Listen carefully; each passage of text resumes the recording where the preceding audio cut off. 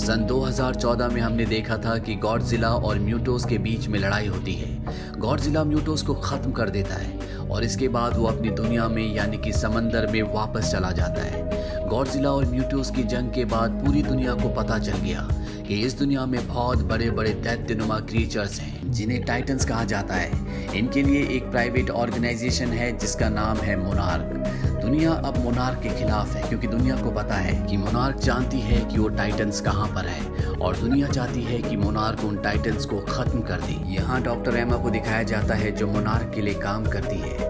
वो अपनी 12 साल की बेटी मेडिसन के साथ रहती है। वो अपनी बेटी के साथ मोनार्क के हेडक्वार्टर जाती है जहाँ पर ये देखते हैं कि एक लार्वे के अंदर से एक बहुत बड़ा जीव पैदा होता है जिसका नाम रखा जाता है मोथरा। मोथरा लार्वे के अंदर से निकलने के बाद बहुत ज़्यादा अग्रेसिव होता है, लेकिन डॉक्टर एमा एक डिवाइस से उसके माइंड को कंट्रोल करती है और उसे पूरी तरह से शांत कर देती है। इस डिवाइस का नाम होता है ऑर्का, जिससे न सिर्फ टाइटन के माइंड को कंट्रोल किया जा सकता है बल्कि उनसे कम्युनिकेट भी किया जा सकता है। अब यहाँ पर कुछ लोग आ जाते हैं और चारों तरफ गोलियां चलाना शुरू कर देते हैं। वो एमा, उसकी बेटी मेडिसन और साथ ही साथ ऑर्का डिवाइस को यहाँ से लेकर निकल जाते हैं। वहीं दूसरी तरफ वाशिंगटन डीसी में दिखाया जाता है जहाँ पर मोनार्क के बड़े बड़े साइंटिस्ट डॉक्टर सेरिजावा और उनकी असिस्टेंट विवियन एक ज्यूरी के सामने बैठे होते हैं। उनसे कहा जाता है कि टाइटन्स हमारी दुनिया के लिए खतरा है, हमें उन्हें खत्म कर देना चाहिए, लेकिन वो इनसे इत्तेफाक नहीं रखते। वो कहते हैं कि ये दुनिया पहले टाइटन्स की थी, हमने उनकी दुनिया पर कब्जा किया है और वैसे भी सारे टाइटन्स खतरनाक नहीं है। मोनार्क उनको स्टडी कर रही है। मोनार्क के अंदर इतनी क्षमता है कि वो पता लगा सकती है कि कौन टाइटन खतरनाक है और कौन नहीं। तभी इन्हें मैसेज मिलता है कि एमा और उसकी बेटी मेडिसन को किसी ने अगवा कर लिया है, साथ ही वो ऑर्का डिवाइस को भी अपने साथ ले गए। ये सुनने के बाद सेरिजावा एमा के एक्स हस्बैंड जिसका नाम मार्क है उसके पास जाते हैं। वो उसे बताते हैं कि तुम्हारी पत्नी और तुम्हारी बेटी को अगवा कर लिया है, साथ ही साथ वो ऑर्का डिवाइस भी ले गए। मार्क पहले मोनार्क ऑर्गेनाइजेशन के लिए ही काम करता था, लेकिन सन 2014 में गॉडजिला और म्यूटो की लड़ाई में उसके बेटे की मृत्यु हो गई थी, इसीलिए उसने मोनार्क को छोड़ दिया। मार्क को नहीं पता होता कि एमा ने ऑर्का को दोबारा से बना लिया।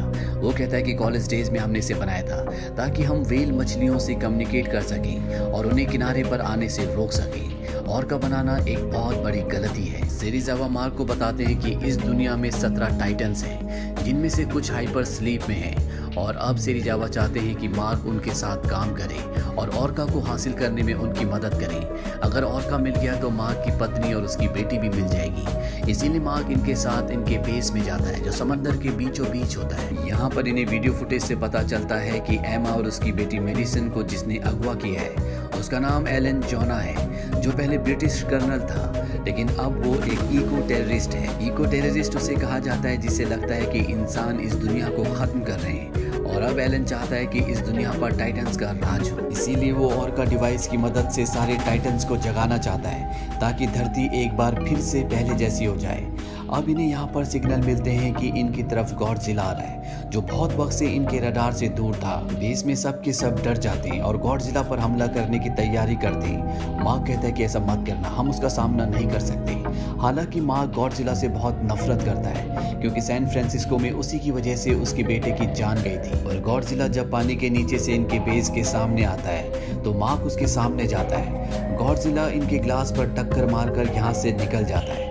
मार्क कहता है कि शायद हमसे कुछ कहना चाहता है, हमें इसका पीछा करना चाहिए। ये रडार में देखते हैं कि गॉडजिला बार बार एंटार्क्टिका जाता है क्योंकि वहाँ पर एक बहुत बड़ा क्रिएचर है जिसका नाम है किंग गिदोरा। एमा ने उसे नाम दिया होता है मॉन्स्टर जीरो, जिसे पूरी तरह से एंटार्क्टिका की बर्फ में जमा कर रखा होता है। और अब मार्क और उसकी पूरी टीम उस जगह पहुंच जाती है जहां पर एलन और उसके सभी लोग होते हैं। मार्क उस जगह पहुंच जाता है जहां पर उसकी पत्नी एमा और उसकी बेटी मेडिसन होती है। वो अपनी बेटी और पत्नी को कहता है कि मेरी तरफ आओ, लेकिन एमा अपनी बेटी को उस तरफ जाने से मना कर देती है। वो मार्क को कहती है कि भागो।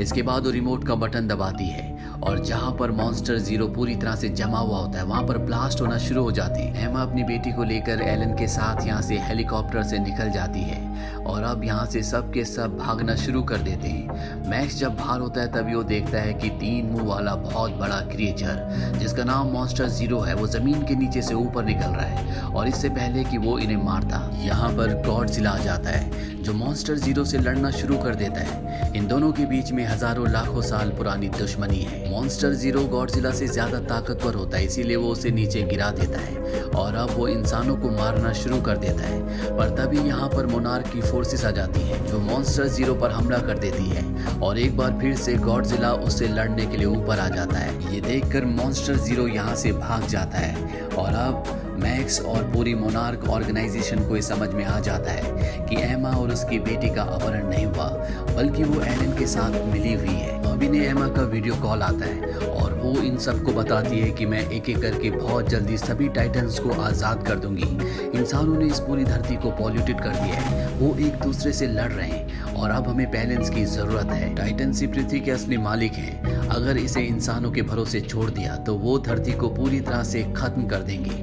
टाइटन्स के अंदर ऐसा रेडिएशन है, वहाँ पर प्रकृति फलती फूलती है। ये एमा से पूछते हैं कि अगर हमने टाइटन्स को आज़ाद कर दिया तो वो इंसानों को धरती से पूरी तरह से खत्म कर देंगे। एमा कहती है कि ऐसा नहीं होगा।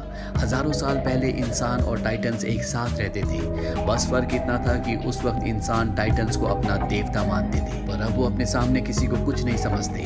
पिछले 60 सालों में मोनार्क ने बहुत सारी ऐसी जगहें बनाई है जहाँ पर इंसान सुरक्षित रह सकता है। मैं तुम सबको सलाह दूंगी कि तुम उन जगहों पर चले जाओ। और इसके बाद एमा मेक्सिको में एक और टाइटन को जगाती है जिसका नाम रोडन है।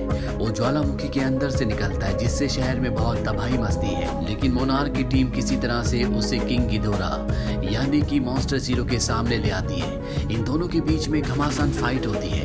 मॉन्स्टर जीरो बहुत ही ताकतवर होता है, इसीलिए वो रोडन को हरा देता है। इसके बाद मॉन्स्टर जीरो मोनार्क के प्लेन की तरफ बढ़ता है और इससे पहले कि वो उन्हें नुकसान पहुंचाता, यहाँ पर गॉडजिला आ जाता है जो मॉन्स्टर जीरो के ऊपर हमला कर देता है। इस बार वो उसका उल्टा सर उखाड़ देता है, लेकिन अभी भी ये लगातार लड़ रहे होते हैं। इसीलिए आमीन के ऊपर एक मिसाइल छोड़ने का फैसला करती है जो 2 मील के दायरे में हर एक चीज को खत्म कर देती है। मोनार्क की टीम यहाँ से निकल जाती है और जब मिसाइल छोड़ी जाती है तो वो गॉडजिला की लगती है जिससे एक बहुत बड़ा धमाका होता है। गॉडजिला की इस धमाके में मृत्यु हो जाती है, लेकिन मॉन्स्टर जीरो को कुछ नहीं होता। वो यहाँ से उड़ जाता है और उसका वो सर जो गॉडजिला ने उखाड़ दिया था वो दोबारा से ग्रो हो जाता है। इसके बाद मॉन्स्टर जीरो दुनिया में जितने भी टाइटन्स होते हैं सब टाइटन्स को जगा देता है। साथ ही रोडन जो ज्वालामुखी के अंदर से निकला था वो भी मॉन्स्टर जीरो को अपना किंग मान लेता है। ये सब देखने के बाद एमा की बेटी मेडिसिन उसके खिलाफ हो जाती है। वो समझ जाती है कि ये सब गलत हो रहा है। वहीं मोनार्क ऑर्गेनाइजेशन को माइथोलॉजिकल टेक्स्ट से पता चलता है कि मॉन्स्टर जीरो दरअसल किंग गिदोरा है और वो अर्थ का नहीं है बल्कि वो एक एलियन है और वो पूरी अर्थ को अपने अनुकूल बदलना चाहता है। वहीं दूसरी तरफ एक और टाइटन जिसका नाम मोथरा है जो इस कहानी की शुरुआत में कुकून से निकली थी, पर फायरिंग होने के बाद हमला होने के बाद वो झरने के पीछे छुप गई थी। दरअसल उसने एक बार फिर से अपने आप को कुकून के अंदर समा लिया था और अब जबकि पूरी दुनिया के टाइटन्स जाग चुके हैं तो वो भी कुकून से बाहर आ जाती है जो कि एक बहुत ही विशाल फ्लाइंग टाइटन होती है। दरअसल ये टाइटन्स की रानी है। यहाँ पर मोनार्क को पता चलता है कि वो किसी को सिग्नल भेज रही है और जब वो सिग्नल को ट्रैक करते हैं तो उन्हें पता चलता है कि वो गॉडजिला को सिग्नल भेज रही है और गॉडजिला भी उसका जवाब दे रहा होता है, यानी कि गॉडजिला अभी भी जिंदा है। और जब वो मोथरा का पीछा करते हैं तो उस जगह पहुंच जाते हैं जहां पर गॉडजिला है, लेकिन वो बहुत ज़्यादा जख्मी होता है। ये सबमरीन से जब पानी के नीचे जाते हैं तो देखते हैं कि वहाँ पर एक बहुत पुराना शहर है जो पूरी तरह से पानी में डूबा हुआ है। ये वो वक्त है जब गॉडजिला और इंसान एक साथ रहा करते थे। गॉडजिला इस धरती पर राज करता था।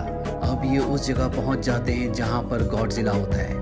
वो धरती के कोर से रेडिएशन को एब्जॉर्ब कर रहा होता है ताकि वो जल्दी से अपनी बॉडी को हील कर ले, लेकिन इस प्रोसेस में कई साल लगेंगे। इसीलिए मैक्स और डॉक्टर सेरिज़ावा ये फैसला करते हैं कि वो मिसाइल को ब्लास्ट करके इस जगह का रेडिएशन बहुत ज़्यादा बढ़ा देंगे जिससे गॉडजिला जल्दी हील हो जाएगा।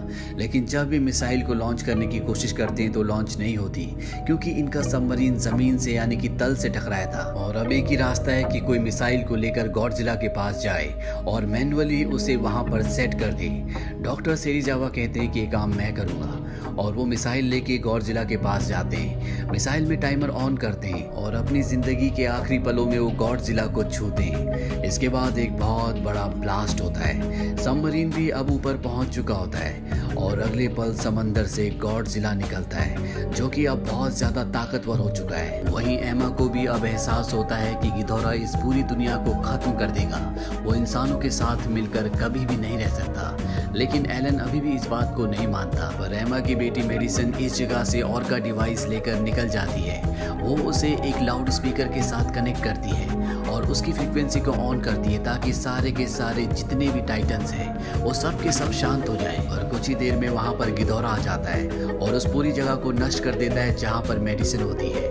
मेडिसिन ऑर्का डिवाइस को लेकर बाहर भागती है। गिदोरा उसे देख लेता है, वो ऑर्का डिवाइस को तोड़ देता है और इसके बाद वो मेडिसिन को मारने वाला होता है कि तब तक यहाँ पर गॉडजिला आ जाता है। गॉडजिला उस पर हमला करता है और इन दोनों के बीच में घमासान लड़ाई शुरू हो जाती है। पर गिदोरा अभी भी गॉडजिला से शक्तिशाली होता है, इसीलिए मोनार्क टीम गॉडजिला का साथ देती है। वो भी गिदोरा के ऊपर हमला करती है, लेकिन मोनार्क की टीम को जल्दी वापस लौटना पड़ता है क्योंकि इन्हें पता चल जाता है कि गॉडजिला का रेडिएशन लगातार बढ़ता ही जा रहा है और बहुत जल्दी वो फट जाएगा, जिससे चारों तरफ तबाही मचेगी। अब यहाँ पर क्वीन मोथरा आ जाती है जो गॉडजिला की मदद करना चाहती है, लेकिन इससे पहले कि वो ऐसा करती, यहाँ पर रोडान जो कि ज्वालामुखी के अंदर से निकला था, वो मोथरा के ऊपर हमला कर देता है, लेकिन मोथरा उसे खत्म कर देती है। वहीं गिदोरा ने पूरी तरह से गॉडजिला को ओवरपावर कर लिया होता है। वो गॉडजिला को उठाकर आसमान की गहराइयों में ले जाता है और वहां से फेंक देता है। और अब गिदोरा गॉडजिला को मारने वाला होता है कि वहां पर मोथरा आ जाती है। मोथरा जानबूझकर गिदोरा के मुंह के सामने आ जाती है। वो उसे जलाकर राख कर देता है और उसकी जितनी भी एनर्जी होती है वो सब की सब गॉडजिला में ट्रांसफर हो जाती है। यानी कि गॉडजिला को बचाने के लिए उसने अपने आप को सेक्रीफाइस किया होता है। गॉडजिला हील तो हो रहा होता है, लेकिन अभी भी गिदोरा उस पर लगातार हमला कर रहा होता है। यहाँ पर एमा भी आ जाती है जो मार्क से मिलती है। ये दोनों अपनी बेटी मेडिसिन को ढूंढ लेते हैं। साथ ही इनके पास और का डिवाइस भी है जो टूटा हुआ होता है। ये उसे रिपेयर करते हैं ताकि गिदोरा का ध्यान अपनी तरफ आकर्षित कर सके। और जैसे ही और का रिपेयर होता है, एमा उसकी फ्रीक्वेंसी को बढ़ा देती है, जिससे गिदोरा का ध्यान उसकी तरफ आकर्षित होता है। वो गॉडजिला को छोड़कर इनके पीछे आता है। एमा सबकी जान बचाने के लिए ऑर्का को गाड़ी में लेकर यहाँ से निकल जाती है और जल्दी गिदोरा उस तक पहुंच जाता है। वो उसे मार देता है। अब यहाँ पर गॉडजिला भी आ जाता है जो पहले से बहुत ज्यादा पावरफुल हो चुका है। उसकी बॉडी से आग निकल रही होती है और जब वो गिदोरा के ऊपर हमला करता है तो गिदोरा उसके हमले के आगे टिक नहीं पाता।